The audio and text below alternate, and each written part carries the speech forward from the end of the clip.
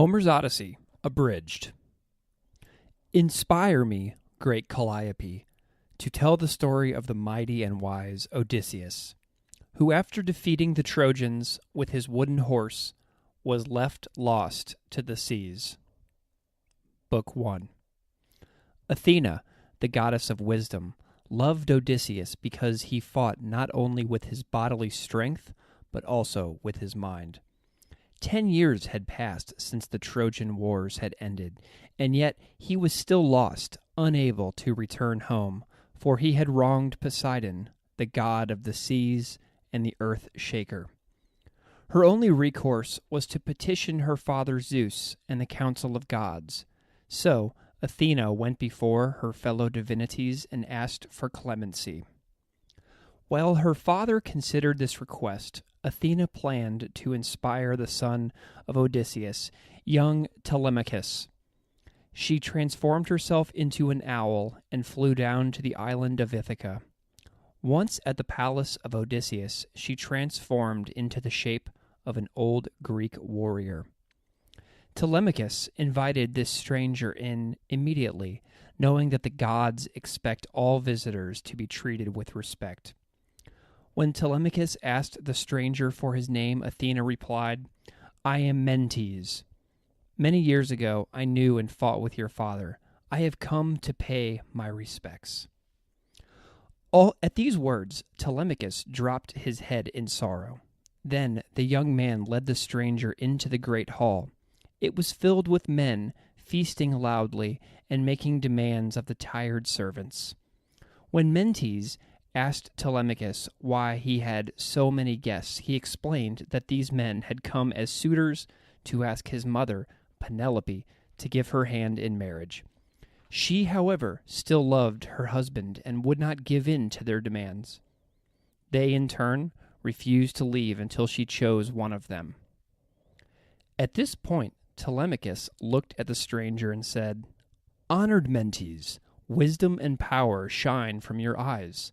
Advise me now on what I should do to save the house of Odysseus from ruin. Tell me, too, if you think it possible that my father should still be alive. Tomorrow summon the council of all the chiefs of Ithaca, and request them to order these scandalous suitors to leave your home. Once this is done, I suggest you travel to the neighboring kingdoms to discover news of your father. Go to Pylos first, to the home of Nestor, that old king who was with your father in the Trojan War. If he hasn't news, he's sure to know who will." Having said this, the stranger left. But as Telemachus looked after him, the boy saw the stranger change in form from the warrior to a tall woman, and finally into a great eagle that flew into the clouds. Telemachus knew then that his visitor was the goddess Athena, who had been his father's friend. Book 2. The following morning, Telemachus went to the council. The oldest among them rose up and spoke. "Never since Odysseus summoned us together before he left on his ship for the Trojan War have we met in council," said he. "Why have we been called together now? Has someone heard news of Odysseus? If so, may the god Zeus bring luck to he who tells us of good fortune." Telemachus was glad because of the kind words of the old man. He rose up to speak.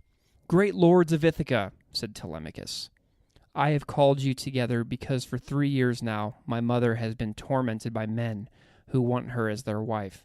Day after day they come to our house. They waste our goods and our wealth.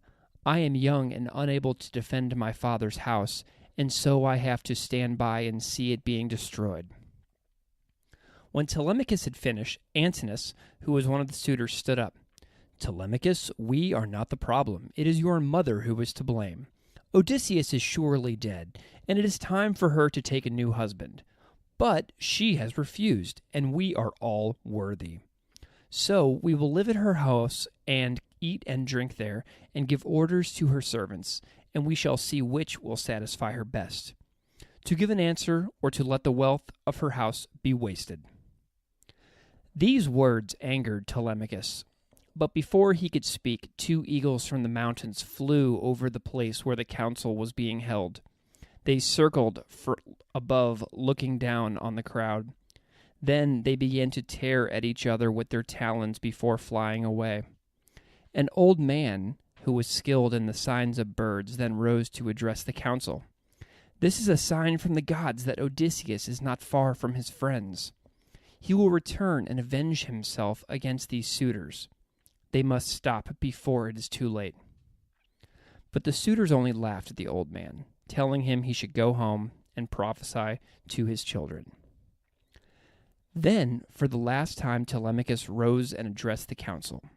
"I have spoken to you, and the men of Ithaca know, and the gods know, and the rights and wrongs of my case.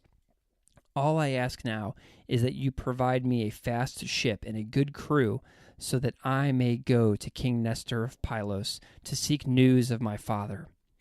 If I find he is alive and that he is returning, then I can wait another year in the house and submit to what you do there." Alone, Telemachus went to the seashore.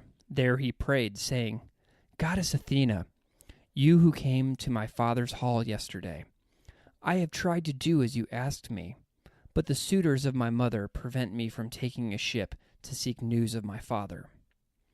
He spoke in prayer, and then he saw one who had the likeness of the old man Mentes coming towards him. But by the gray, clear, wonderfully shining eyes, he knew that the figure was none other than the goddess Athena. "Telemachus," she said, "I have seen in you something of the wisdom and the courage of Odysseus. I will gather together a crew for your ship. I shall choose the best and fastest and prepare it for the journey."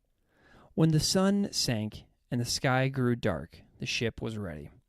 "Come, Telemachus," she said. "Your ship is ready. We must not delay." So the ship swiftly cut through the dark water with the goddess Athena in the likeness of old Mentes guiding it. Book 3. The sun rose, and Telemachus and his fellow travelers drew near Pylos and the palace of Nestor, the famous king. When their ship came to port, Telemachus and Mentes went ashore to ask Nestor for news of Odysseus. Telemachus said, "Nestor, renowned king, glory of the Greeks, we have come out of Ithaca, and we seek news of my father Odysseus, whether he is alive or not.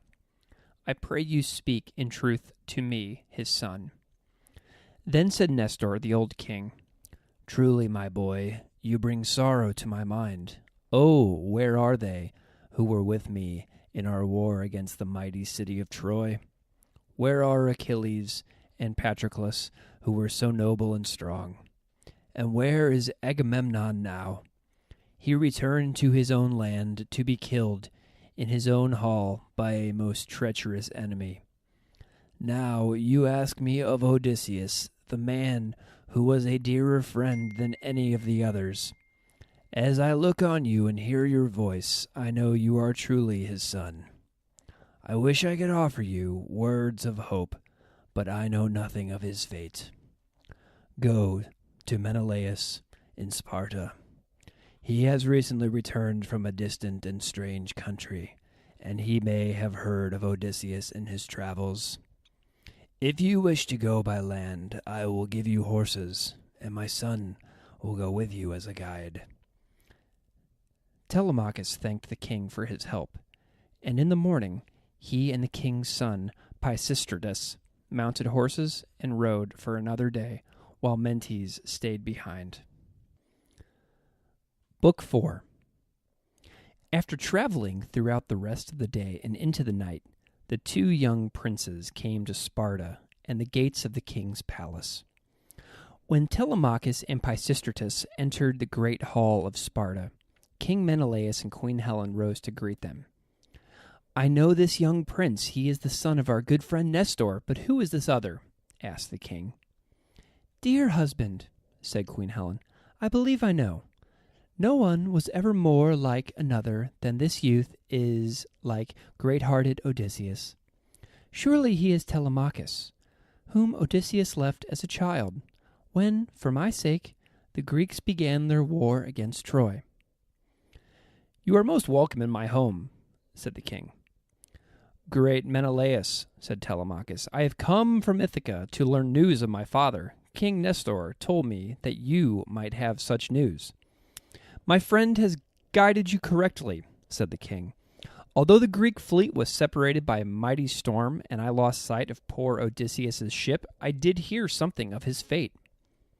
Then King Menelaus told of his adventure with the Ancient One of the Sea.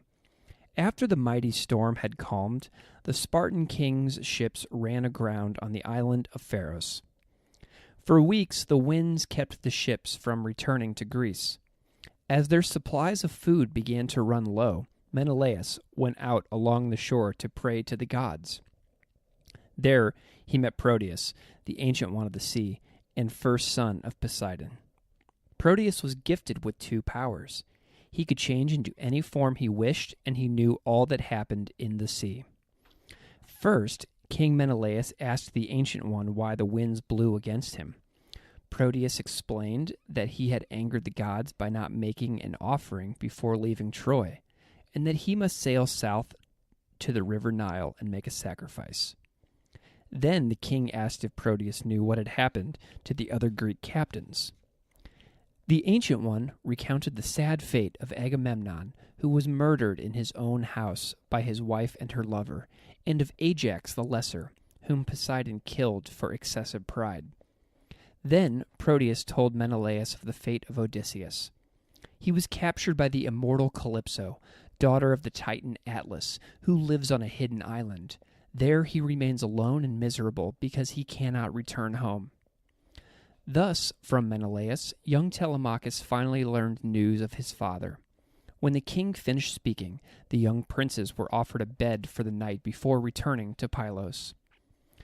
Though Pisistratus fell asleep, the son of Odysseus could not, thinking of his father's fate. Then the goddess Athena came to him and said, "Telemachus, it is time for you to return home. When morning comes, thank Menelaus for his hospitality and return to Ithaca." So, when dawn broke, the two princes thanked the king and rode back to Pylos. There Telemachus said goodbye to Pisistratus and returned to his ship. As they approached the shore, the wind picked up, a blessing from Athena for a speedy trip back to Ithaca. Book 5. On the day Athena went to Ithaca, Zeus sent Hermes to where the nymph Calypso held Odysseus. It was a beautiful island with flowering forests filled with long-winged seabirds. Calypso was within her cave, and as Hermes came near, he heard her singing. She knew Hermes at once and was pleased to see him on her island. But as soon as he spoke of Odysseus and how it was the will of Zeus that he should be permitted to leave the island, her song stopped. "Misery to me," she said, "and misery to any immortal who loves immortal, for the gods are always jealous of their love. I do not hold him here because I hate Odysseus, but because I love him greatly. Hermes, I would make him an immortal, so that he would know neither old age nor death." Hermes responded, "Odysseus desires to return to his own land and to live with his dear wife Penelope and his son Telemachus. Zeus, the greatest of gods, commands you to release him." "If it must be so," said Calypso, "then I will help him return home." With these words, she went down to the shore, where Odysseus stayed, looking across the wide sea with tears in his eyes. "Do not be sad any more. The time has come when you may depart my island. If you build a raft, I will give you a strong wind to blow you toward Greece."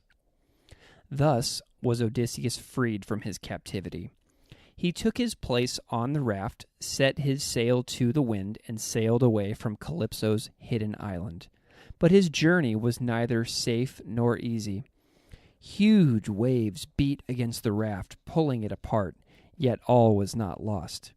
Deep in the sea, the immortal naiad Ino heard his cries and rose through the waters to help him.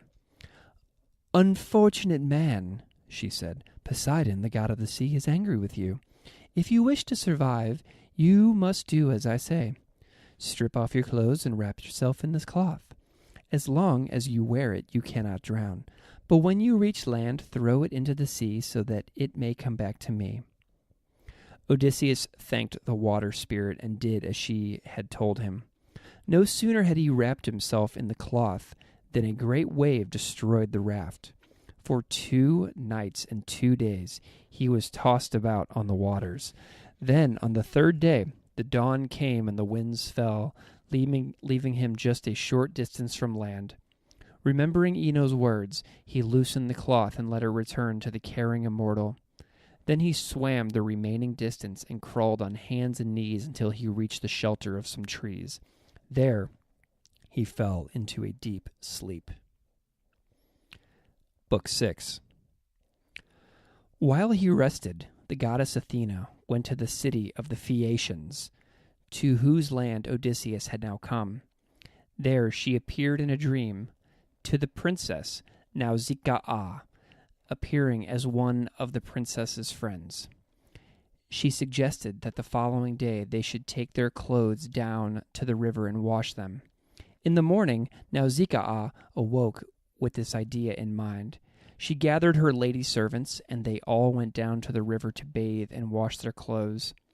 It was while they were in the water that Odysseus woke to the sound of their laughter. Tearing off an olive branch to hide his nakedness, he approached the group. "Are you a goddess or a mortal?" he asked. "If you are mortal, your parents must be proud. I've never seen your like in beauty. Could you tell me where I am?"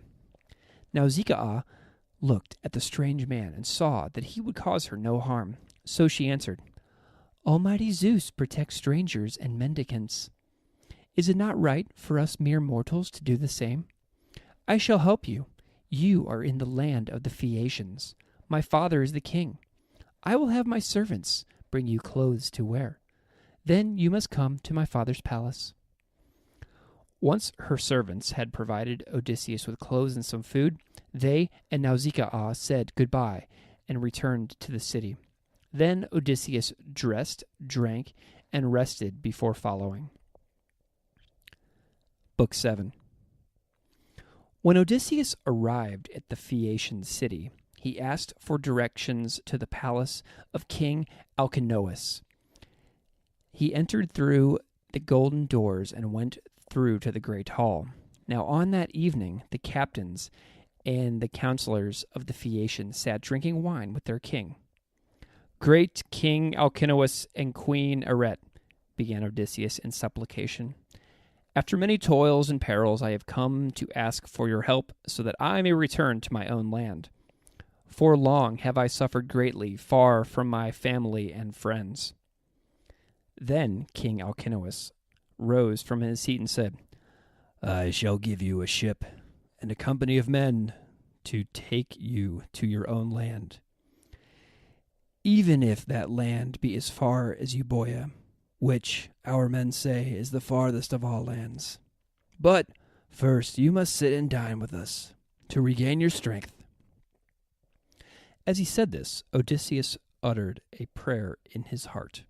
"O Father Zeus, grant that Alcinous, the king, may fulfill all that he has promised, and that his fame never be forgotten, and that I may come to my own land."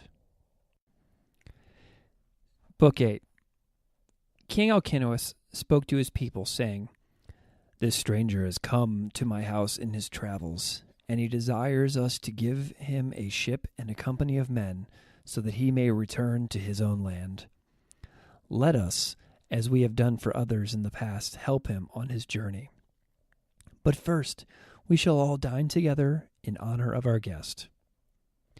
After all had dined, the king spoke again, saying, "Here in this hall we treat strangers as our brothers, and so it is with you. Yet we do not know who you are. Tell us by what name they call you in your own land. Tell us, too, of your land and your city. Tell us, too, where you were carried on your travels, and to what lands and peoples." Book 9.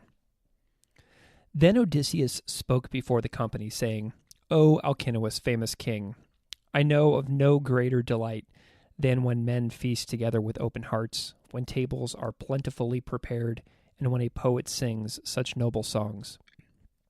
This seems to me to be happiness indeed. But you have asked me to speak of my travels and my adventures. Ah, where can I begin that tale? For the gods have given me more troubles than a man can speak of. But first of all, I will declare to you my name and my country. I am Odysseus, son of Laertes, and my land is Ithaca. I, for one, have found that there is no place more beautiful than a man's own land. But now I will tell you, great king, and tell the princes and captains and counselors of the Phaeacians, the tale of my travels. The wind carried my ships from the coast of Troy toward Ithaca, but the north wind came and drove us from our course. For 9 days we were carried onward by terrible winds away from all known lands. On the 10th day we came to a strange country, the land of the lotus eaters. Many of my men went ashore there. The people were harmless and friendly, but the land itself was very dangerous. There grew the honey-sweet fruit of the lotus that makes all men forgetful of their past and of their future. Those of my men who ate the lotus offered by the residents of that land forgot their country. They wanted to stay forever in the land of the lotus. They cried when they thought of all the dangers before them and of all they had suffered. However, I led them back to the ships and tied them down with ropes. Then, when I had all my men on the ships, we quickly sailed away. Later we came to the land of the Cyclops, a race of giants, and we beached our ships and took down our sails. As soon as the dawn came, we heard the sounds of voices and saw the smoke of fires and heard the sounds of many sheep and goats. I called my companions together, saying, I and my ship's company will travel inland to find the sources of these voices and the smoke. The rest of you wait here. I will learn what type of men live here and whether they will treat us kindly and give us the gifts that are due to strangers. Gifts of provisions for our voyage. I took 12 companions with me and traveled up through the forest. We came upon a cave overlooking the sea where we found many sheep and goats eating the grass. The cave was empty of people but filled with baskets of cheese and bowls of milk. My men wanted to take some of the cheese and some of the young sheep and goats and leave. But this I would not do, for I would rather that the owner of these stores give us of his own free will the offerings due to strangers. Hours before the sun was to set, the cave grew suddenly dark.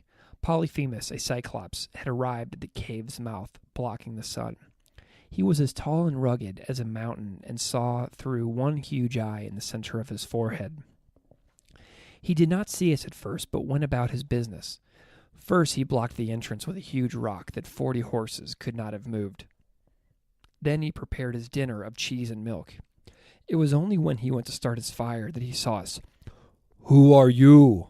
he thundered. I explained that we were Greeks who had been blown off course on our way home from Troy, and asked that he offer us the hospitality that Zeus commanded was due to all visitors. "Zeus," said Polyphemus, "we Cyclops are stronger than Zeus and do not follow his orders. Instead, I'll show you how we treat strangers." With those words, he picked up 2 of my men and ate them raw, bones and guts and all. We cried aloud to Zeus, but the monster ignored us. He simply washed them down with a large bowl of milk and went to sleep.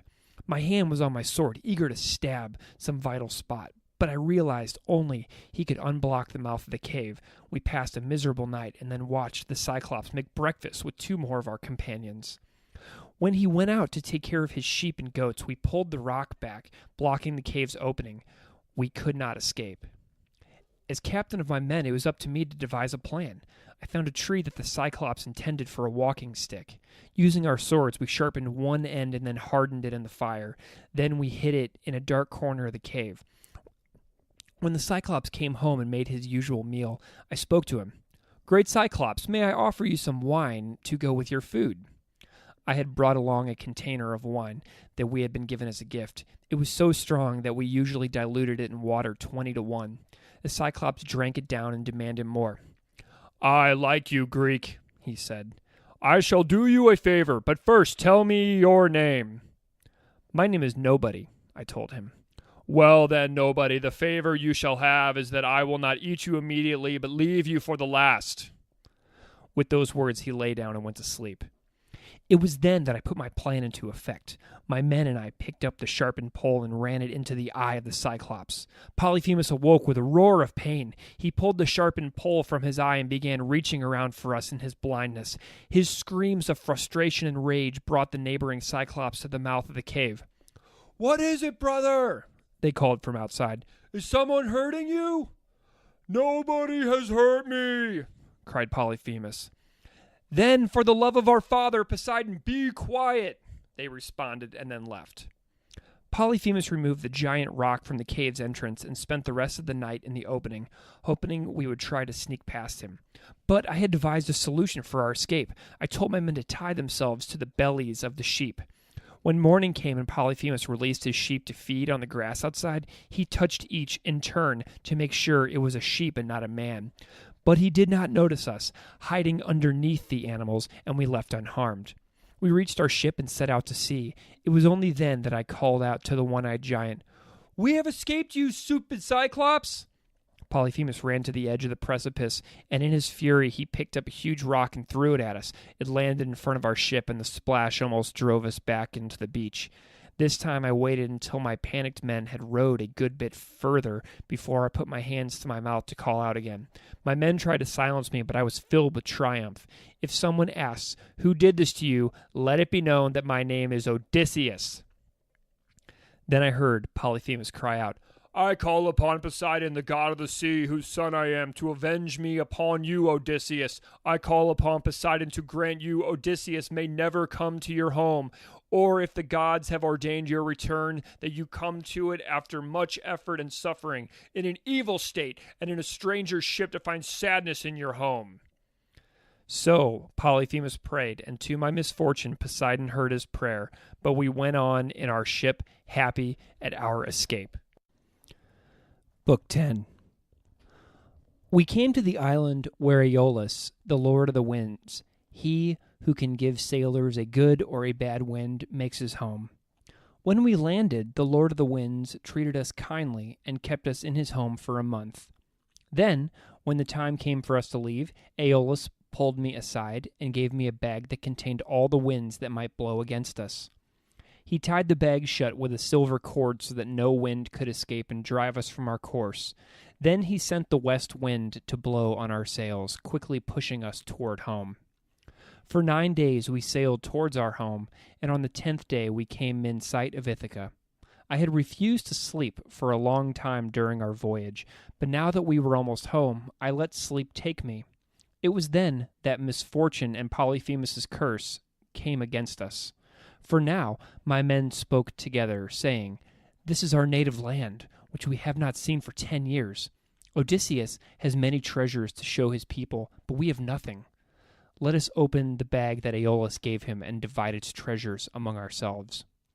So they opened the bag and looked inside. In that moment, all of the winds that were held within exploded out. They drove our ship towards the high seas and away from our land. I do not know what became of the other ships. I awoke to find my ship alone on unknown waters. When the winds died down, we arrived on the island of Aea, the home of Circe the witch. The beach was deserted, and I sent a group of men to search the island for food. This time, my second-in-command, Euryclus, led the party while I remained with the other part. In a forest clearing, they came upon a house built of polished stones. As Eurylochus and his men went towards the house, they heard a sweet voice singing from within.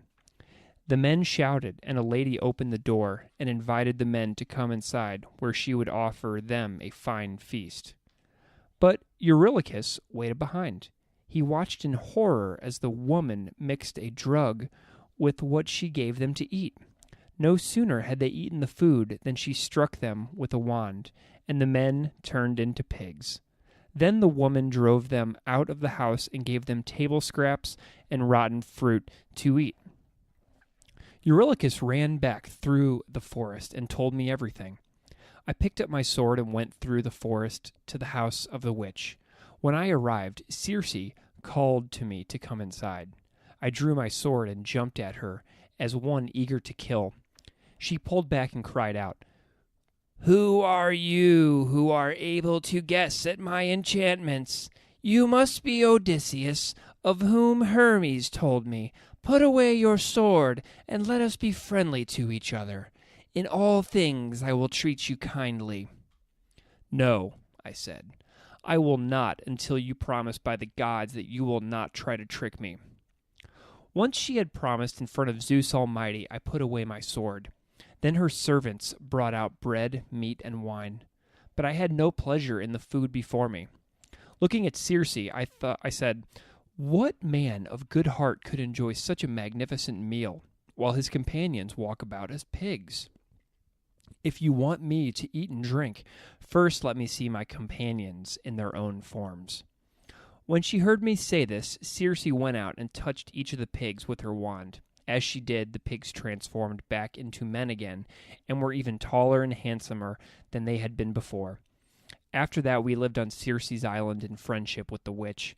She did not try to trick us again, and we feasted in her house for a year. Even so, we all longed to return home. My men came to be requesting that I ask Circe to let us go.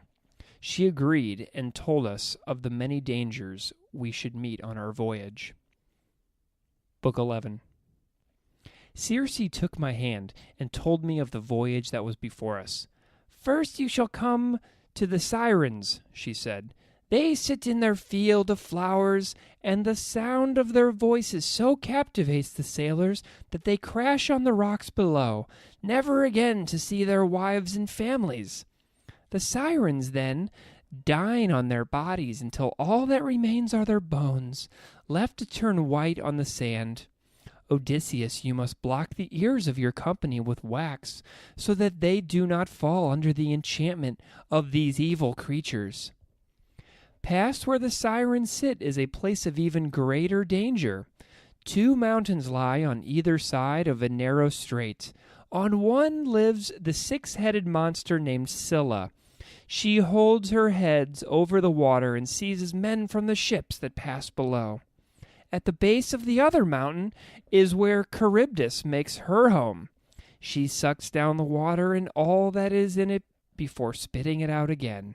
If you are near when she sucks the water down, then nothing can save your ship.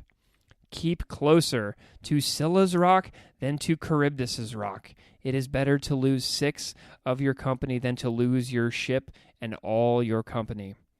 If you successfully pass between the deadly precipices guarded by Scylla and Charybdis, you will come to the island of Thrinacia. This is where the sun god Apollo keeps his cows. If you come to that island, do not hurt the animals. If you do, I foresee disaster for your ship and your men, even though you yourself may escape." With these words of warning, Circe said goodbye to my men and me.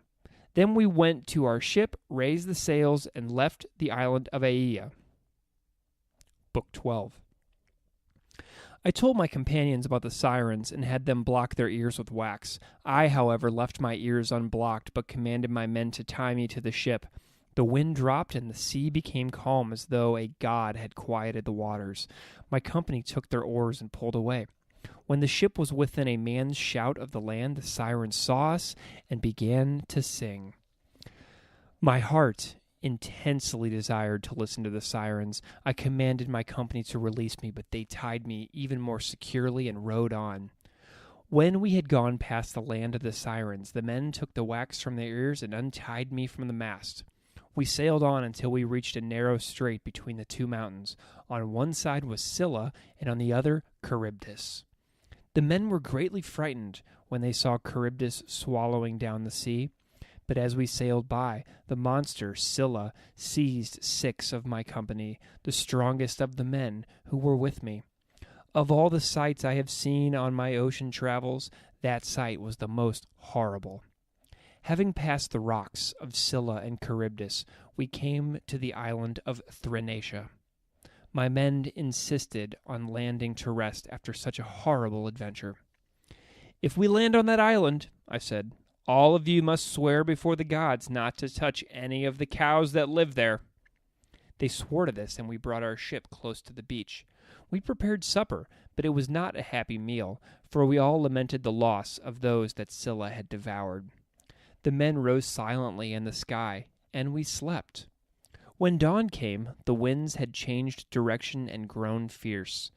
We knew that if we tried to sail away, we would be blown even farther from home.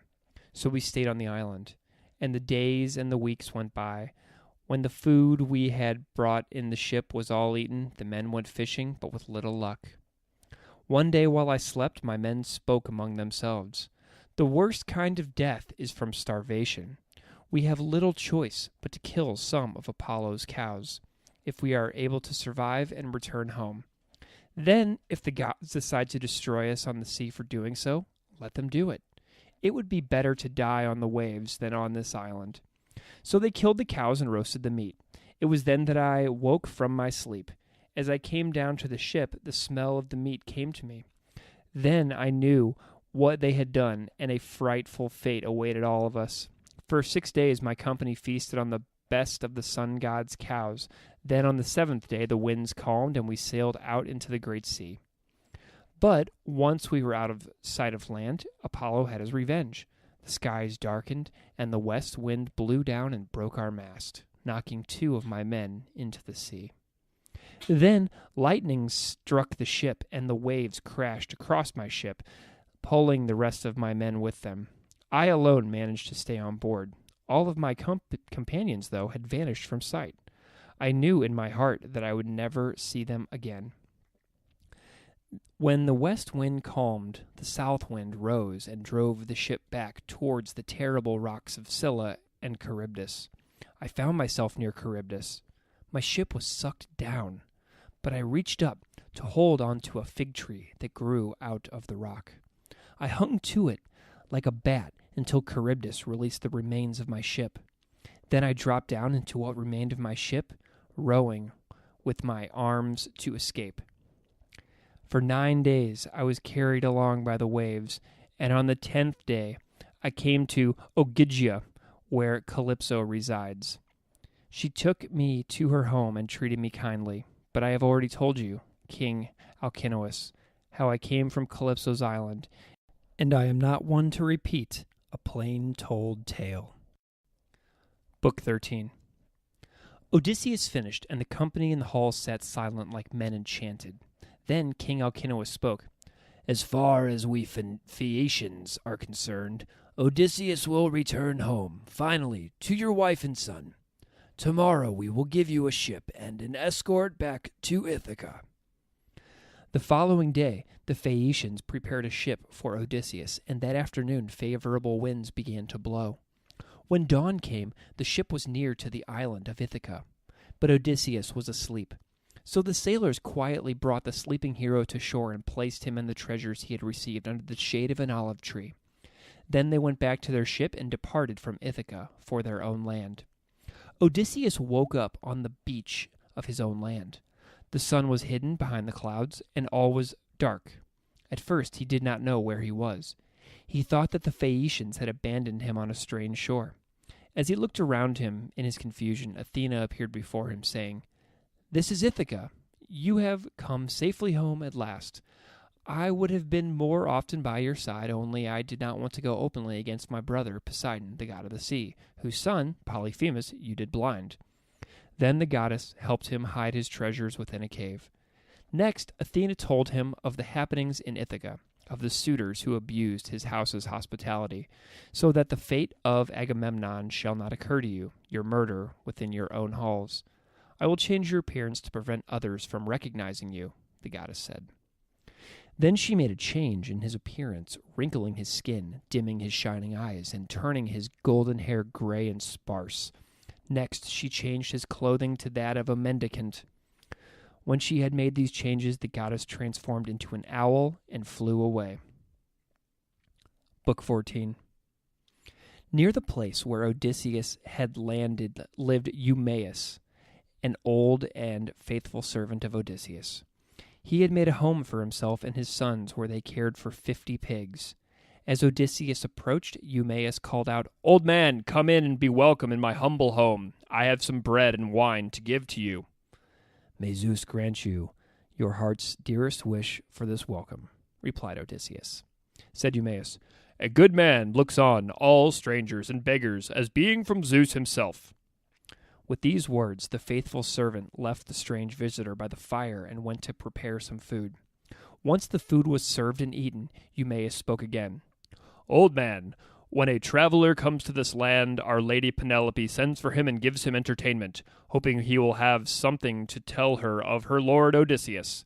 It is my heart's dearest wish that someone should come with good news. But I fear my master will not return, and we servants must go in fear while young lords abuse the honor of my master's house." Odysseus answered, "You are a faithful servant, and do him great honor. I promise you that your master will return very soon, and he will take vengeance on those of whom you have spoken, those who waste his wealth and dishonor his wife and son." The night grew cold with rain as the two men talked. Then Eumaeus prepared a bed for Odysseus near the fire. Odysseus lay down, and the old servant covered him with a blanket.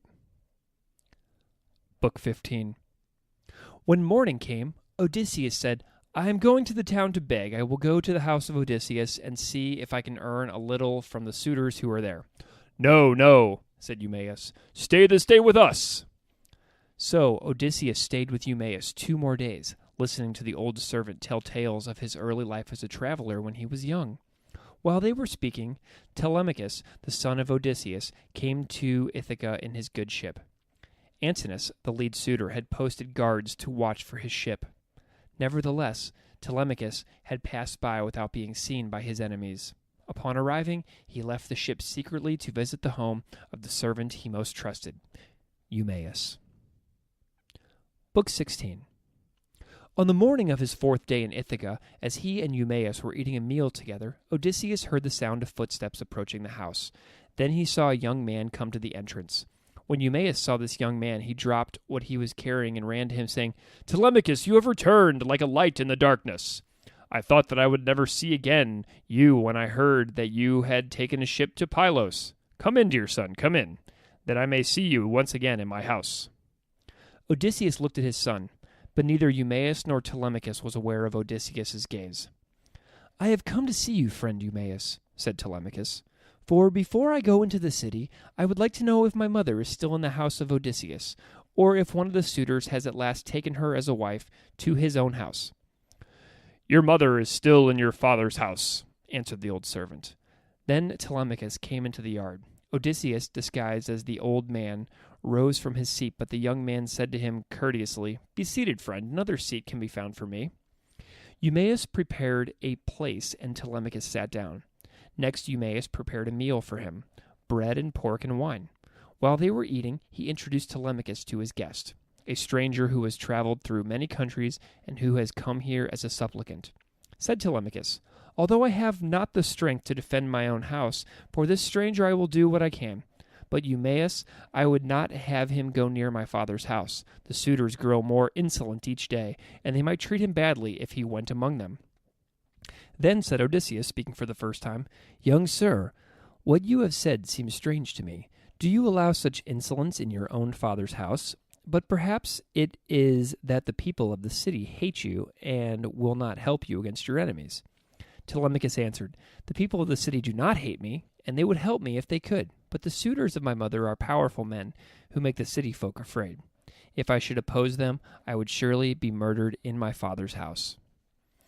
Telemachus sat down and closed his eyes in exhaustion. He saw, while thinking that he only dreamed it, a woman come to the gate. She was beautiful and tall and splendid. She touched the beggar with a golden wand. As she did, the marks of age and poverty fell from him, and the man stood up as tall and noble-looking. "Who are you?" cried Telemachus, starting up. "A moment ago you looked like an old mendicant. Now you look like the chief of men. Are you one of the divine ones?" Odysseus looked upon him and said, "My son, I am Odysseus, your father. After much suffering and much traveling, I have returned home." He kissed his son with tears flowing down his cheeks, and Telemachus embraced him, unable to believe that his father had come home at last. Then Odysseus sat down and recounted his adventures to the boy, and how Athena had changed his appearance into that of an old mendicant. When his story was finished, he told Telemachus that he had a plan to deal with the suitors.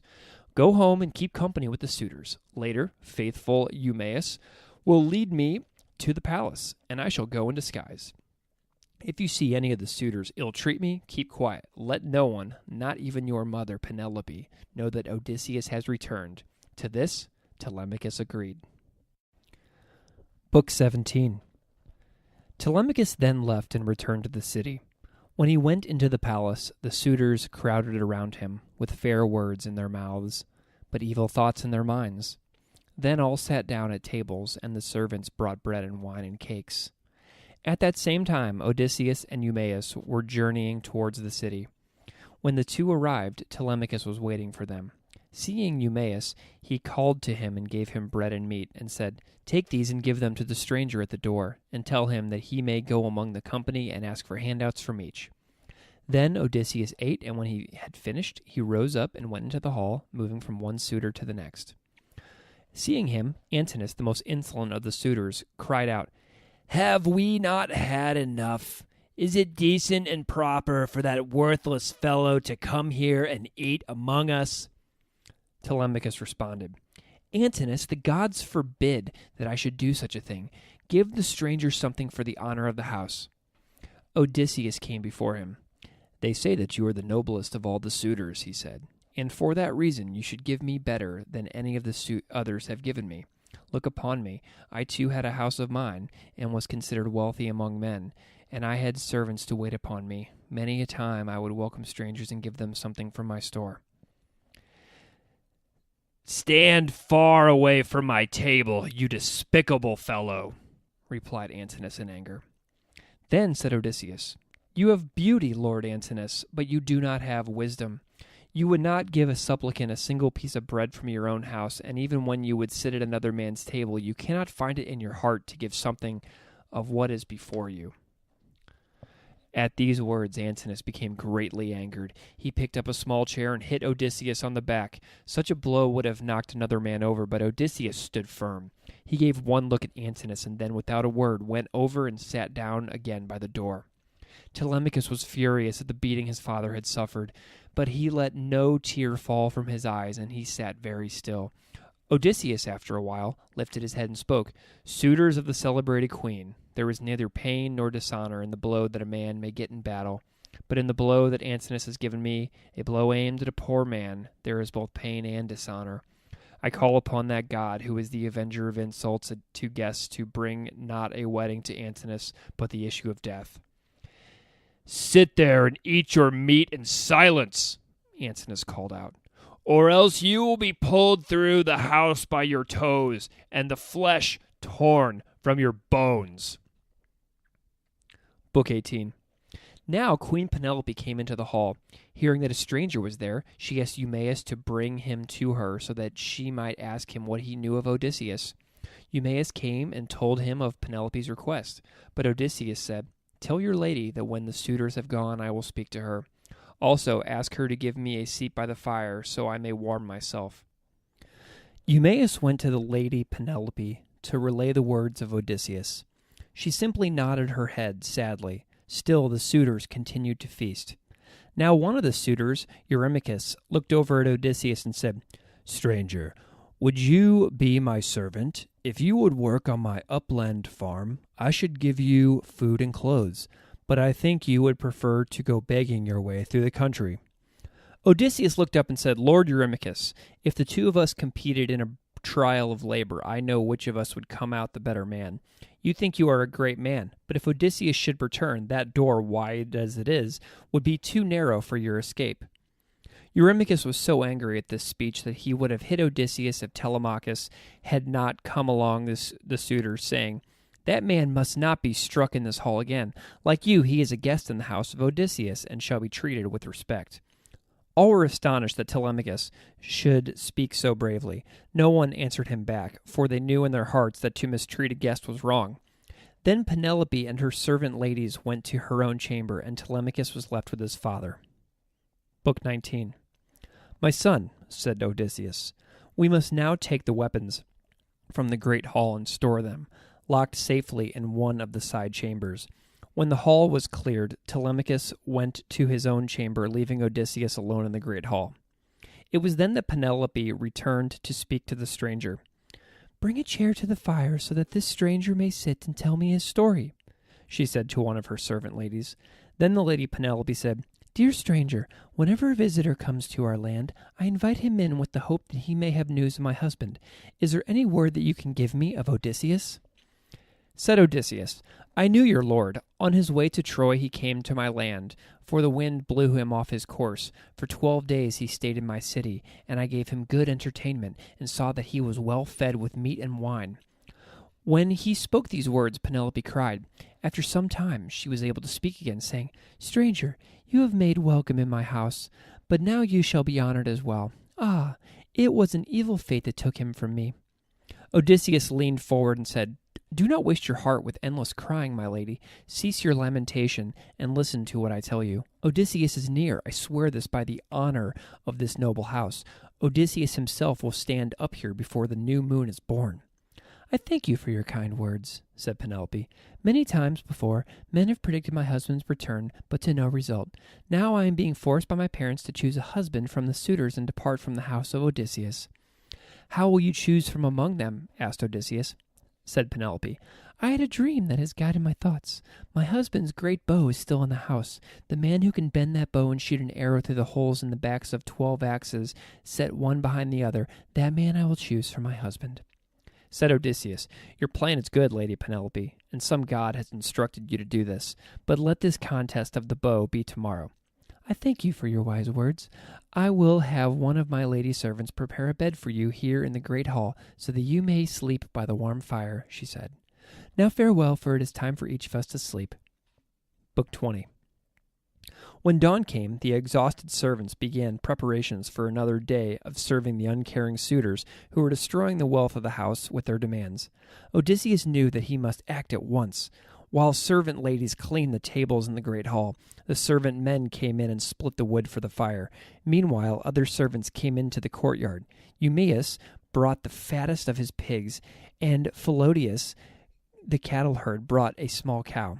When Philodius saw Odysseus disguised as a beggar, he called out, "Hello, stranger friend. You remind me so much of my old master Odysseus. I prayed that he might return and send these suitors running from our hall." Eumaeus came up to Philodius and made the same prayer. Then the suitors came into the hall. Philodius and Eumaeus went among them, handing them bread and meat and wine. Odysseus stood outside the hall while Telemachus went to him and brought him inside. When the suitor Eurymachus saw Telemachus bringing Odysseus in, he shouted, "Here is a guest of Telemachus. It would be wrong if he should get nothing. Therefore, I will give him a treat." With these words, Eurymachus picked up a foot of the dead cow and threw it at Odysseus. Odysseus pulled back, and the cow's foot struck the wall. Said Telemachus, "If you had hit my guest, there would have been a funeral instead of a wedding celebrated at your father's house, for I would have killed you with my sword." All the suitors fell silent at these bold words, but soon they were laughing at something one of their company said. Book 21. In the treasure chamber of the house, Odysseus's great bow was kept. It was his prized possession, but he had not taken it with him when he went to fight the Trojan War. Penelope went to the chamber, took down the great bow, and laid it upon her knees, thinking long about the man who had bent it. Then she took the bow and brought it to the great hall. When she entered, she spoke to the company, saying, "Lords of Ithaca and of the islands around, you have come here, each desiring to marry me. Now the time has come for me to make my choice of a man from among you. Here is how I shall choose. This is the bow of Odysseus, my lord, who is no more. Whosoever among you can bend this bow and shoot an arrow from it through the holes in the backs of 12 axes, him I will marry." As she spoke, Telemachus took the 12 axes and set them upright in an even line, so that one could shoot an arrow through the hole that was in the back of each axe. Then Eumaeus took the bow of Odysseus and placed it before the suitors. One of the suitors took up the bow and tried to bend it, but he could not, and he put it back down on the table. Another man picked up the bow, warmed it at the fire, and rubbed it to make it more flexible. As he was doing this, Eumaeus and Philodius left the hall.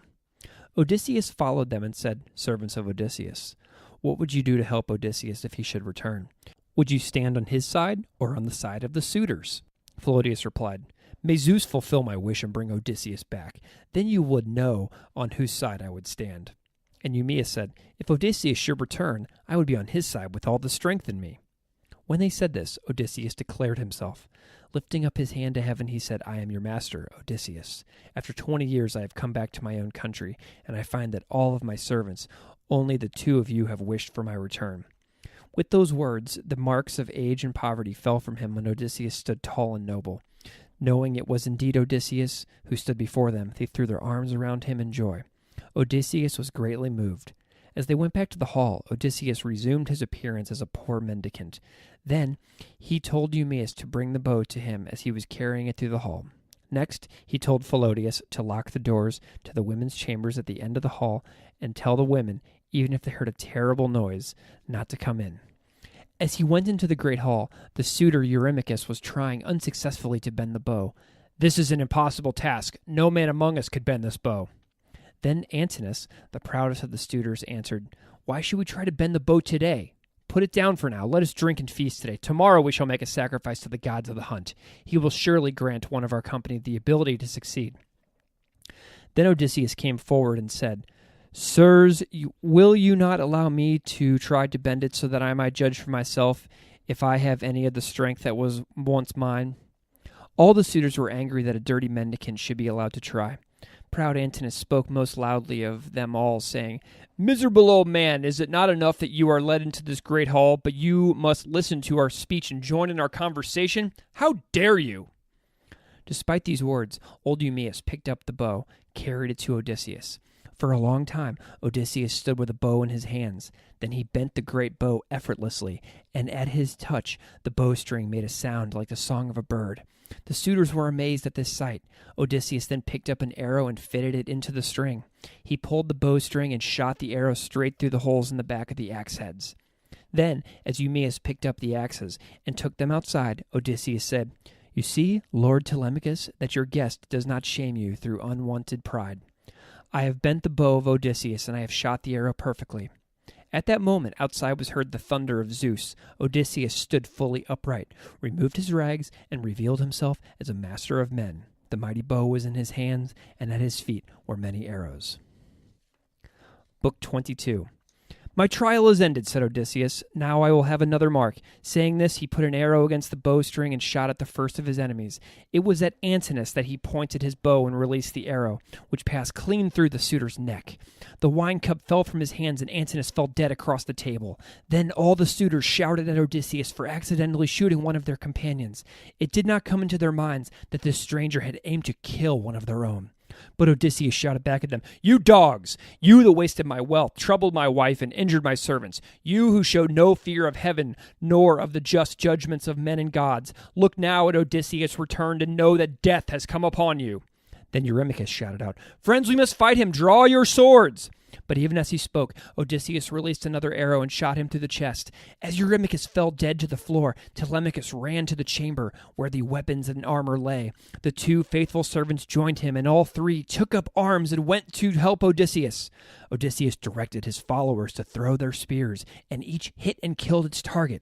The suitors who remained pulled the spears from their friends' bodies and threw them back at the defenders of the household, but not one of the spears hit its mark. Then Odysseus, Telemachus, and the two servants went forth and killed them all. The battle was over, and Odysseus turned to his companions, saying, "Rejoice within your own hearts, but do not celebrate aloud, for it is an unholy thing to triumph over men lying dead. The gods themselves have overcome these men because of their own hard and unjust hearts. Now, it is time to clean the great hall, so that it is presentable to the lady Penelope. Call forth the servants, and tell them, wash the blood from the hall. The bodies of these suitors shall be removed to the courtyard in a stately manner, as fits their noble stature." Book 23. When the great hall was once more presentable, Odysseus asked one of the lady's servants to call for Queen Penelope. The woman went to her lady's chamber and said, "Awake, my queen! Come down and see with your own eyes what has happened. The suitors are defeated, and he whom you have longed to see has come back. Odysseus, your husband, has returned. He has killed the proud suitors who have troubled you for so long." Upon hearing these words, Penelope looked up, saying, "Ah, no, Odysseus has not returned. He who has killed the suitors is one of the immortal gods, come down to punish them for their injustice and their heartlessness. Odysseus died long ago in some far-off land." "Believe me, my lady, it was not a god but your husband who has saved us. Come, I'll show you." With these words, the lady's servant led Penelope to the great hall. Odysseus was standing by the fire. He waited there for his wife to come and speak to him, but Penelope stood still and looked at him, making no step towards him. She could not believe what she saw and needed to know for certain. "My mind is amazed and I have no strength to speak," said the queen. "If this is indeed Odysseus returned home, a place must be prepared for him to rest." Then she turned to her lady's servant and said, "Set up your master's own bed here in the great hall." Yet before the servant could move or speak, Odysseus cried out, "A bed such as the one I built for myself cannot be moved to this place or that. Do you not know how I built my bed? I built a chamber around an olive tree, and from the tree's trunk I made a bedpost, rooted into the ground. Such is the bed I built for myself, and such a bed I cannot be moved." Then Penelope knew for certain that the man who stood before her was indeed her husband, and she began crying tears of joy as she threw her arms around his neck. "It was the gods that did this to us, Odysseus, the gods who resented the joy we shared in our youth." Next, they told each other of things that had happened in the 20 years they were apart, Odysseus speaking of his own trials and sorrows, and Penelope telling what she had suffered at the hands of the suitors. As they told tales, one to the other, sleep came upon them, and the dawn found them sleeping side by side. Book 24. Although the suitors were gone and the danger was not over, those young men who were the sons of some of Ithaca's wealthiest and most powerful men, and their families would surely want revenge. However, Odysseus needed to make one final trip to visit his father Laertes. The old man lived just outside the city and spent his leisure time in his vineyards, caring for the grapes. Upon arriving at the farm, Odysseus ran to his father, saying, "Father, I have returned." Laertes was overjoyed and threw his arms around his son's neck. As the two returned to the older man's house to celebrate the return of Odysseus, they heard angry cries growing louder. The road leading from Ithaca to Laertes' home was filled with men, young and old, relatives of the now-dead suitors. Leading the crowd was Euphrates, father of Antinous. "There he is, my friends," cried Euphrates. "Odysseus, the man who so cruelly killed our sons and brothers, stands before us. Let us avenge their deaths by killing him now." Just as the crowd, with swords raised, reached Odysseus, a great figure came between. It was that of a tall, beautiful, and splendid woman. "Hold your hands from fierce fighting, you men of Ithaca," the goddess Athena called out in a terrible voice. Immediately the weapons fell from each man's hand. Then the goddess called them together, and she made them enter into a covenant that all previous wrongs would be forgotten, and that Odysseus would be left to rule Ithaca as a king in peace. So ends the story of Odysseus, who went with King Agamemnon to fight in the Trojan War, who made the plan of the wooden horse by which Priam's city was taken at last, who lost his way on his return voyage and came to the land of the Lotus Eaters, who came to the country of the Cyclops, to the island of Aeolus, and to the house of Circe the witch, who heard the song of the sirens, and came to the terrible Charybdis, and to Scylla, past whom no other man had passed without injury, who landed on the island where the cows of the sun were guarded, and who stayed at the home of the nymph Calypso. So ends the story of Odysseus, who would have been made immortal and young by Calypso if he had not desired always to return to his own land and family. Despite all of his troubles and his trials, he was fortunate, for he found a constant wife and a dutiful son and a father still alive to cry over him.